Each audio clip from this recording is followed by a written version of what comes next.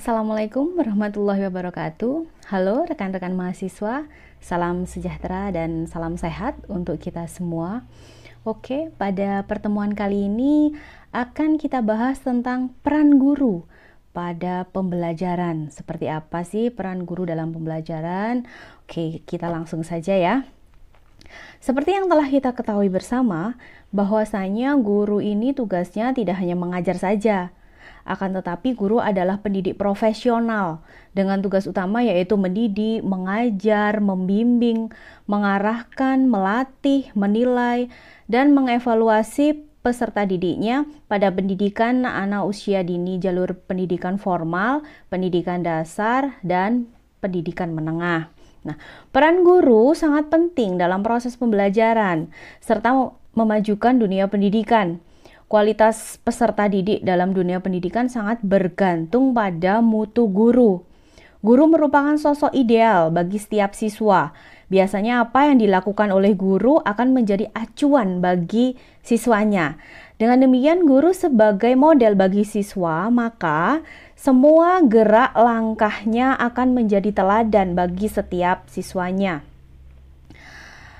Guru adalah faktor penentu keberhasilan proses pembelajaran yang berkualitas, sehingga berhasil atau tidaknya pendidikan itu dihubungkan dengan kiprah guru, gitulah. Oleh sebab itu usaha-usaha yang dilakukan dalam meningkatkan mutu pendidikan hendaknya dimulai dari peningkatan kualitas guru.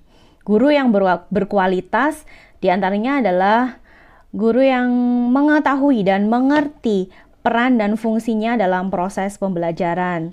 Apa saja sih peran guru? Yang pertama adalah sebagai pendidik. Guru sebagai pendidik tidak hanya tahu tentang materi yang akan dipelajari, akan tetapi ia pun harus memiliki kepribadian yang kuat yang menjadikannya sebagai panutan bagi para siswanya.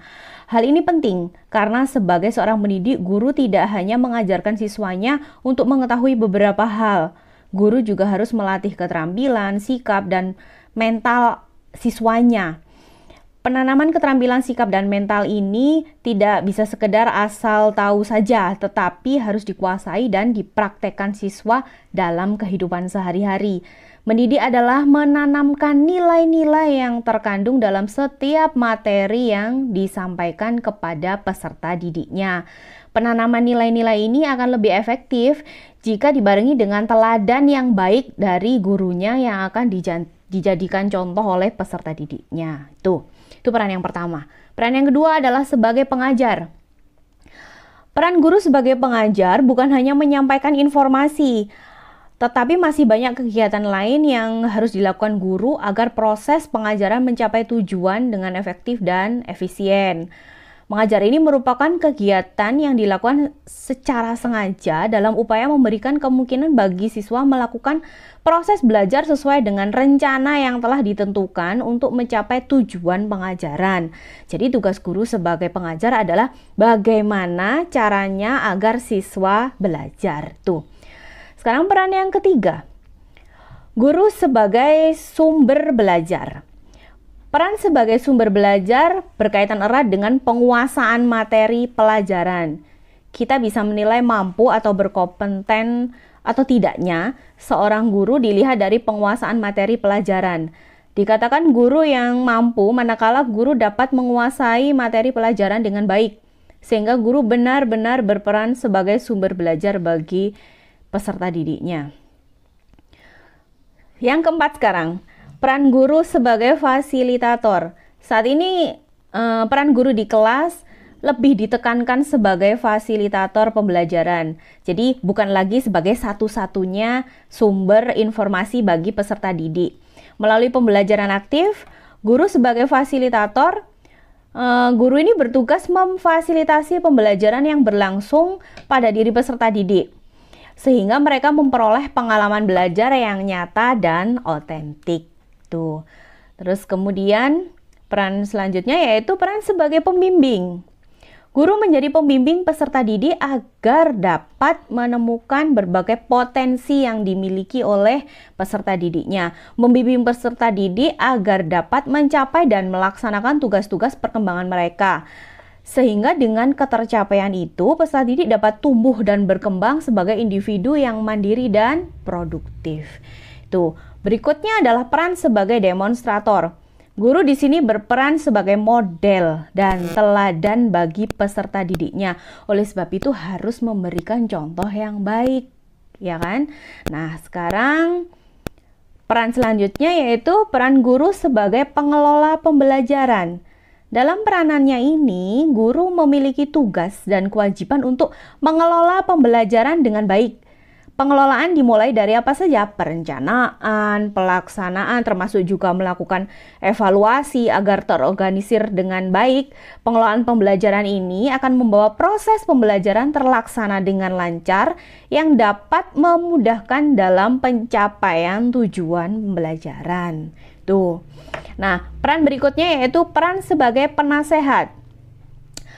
Guru berperan sebagai penasehat bagi siswa-siswanya, juga bagi orang tuanya. Meskipun guru tidak memiliki pelatihan khusus untuk menjadi penasehat. Nah, siswa-siswa akan senantiasa berhadapan dengan kebutuhan dalam membuat sebuah keputusan.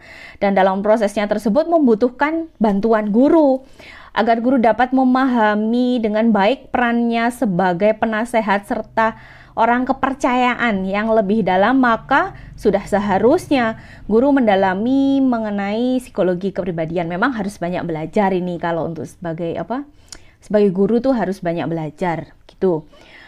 Peran selanjutnya yaitu guru sebagai inovator atau bisa disebut sebagai pembaharu.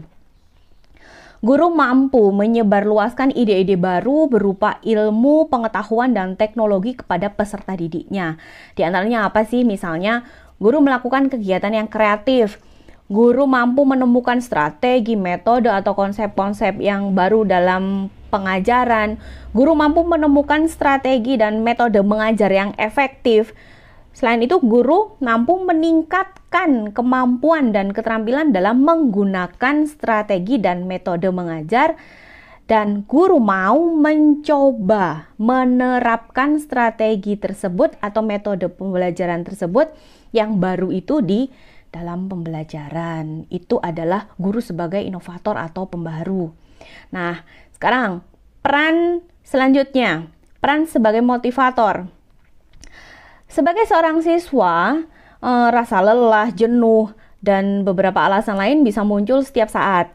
Nah, disinilah guru ini memerankan peran yang sangat penting dalam memberikan motivasi, mendorong dan memberikan respon positif agar membangkitkan kembali semangat siswa yang mulai menurun. Jadi memang sebagai motivator begitu ya, membangkitkan semangat agar motivasi belajarnya kembali naik begitu. Nah, terus kemudian peran guru sebagai pelatih.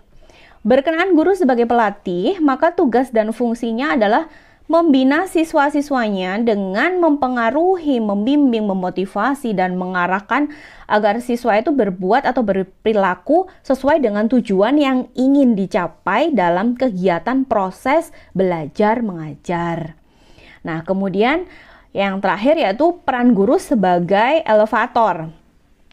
Setelah proses pembelajaran berlangsung, tentunya seorang guru itu harus melakukan evaluasi pada hasil yang telah dilakukan selama kegiatan pembelajaran tersebut.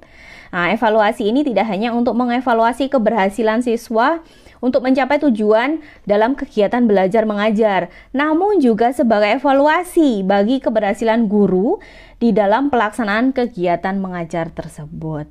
Nah, itu adalah peran-peran guru. Ternyata banyak ya, guru tidak hanya mengajar saja. Ternyata peran guru itu sangat banyak sekali dalam mendampingi proses belajar anak atau peserta didik. Berikutnya sekarang, untuk mewujudkan keberhasilan seorang guru dalam proses pembelajaran, maka guru ini harus menguasai 8 keterampilan dasar mengajar. Nah, ini wajib dikuasai. Apa saja keterampilan dasar mengajar? Yang pertama, keterampilan membuka dan menutup pelajaran.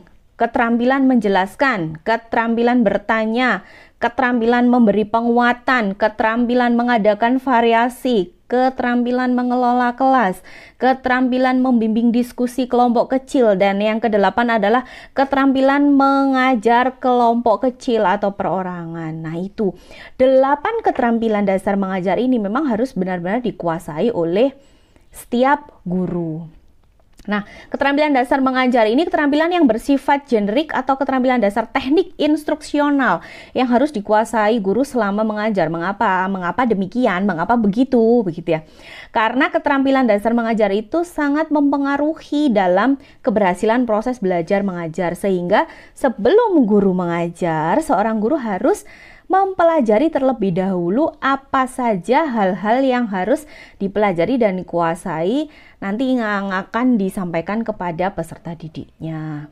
Misalnya begini, misalnya keterampilan membuka dan menutup pelajaran ya. Apa tujuannya?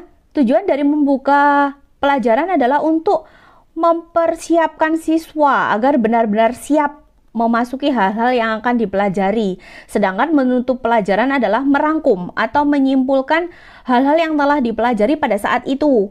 Selain itu juga akan memberikan kesempatan kepada siswa untuk bertanya kepada gurunya. Ini adalah kegiatan menutup pelajaran, biasanya seperti itu isinya.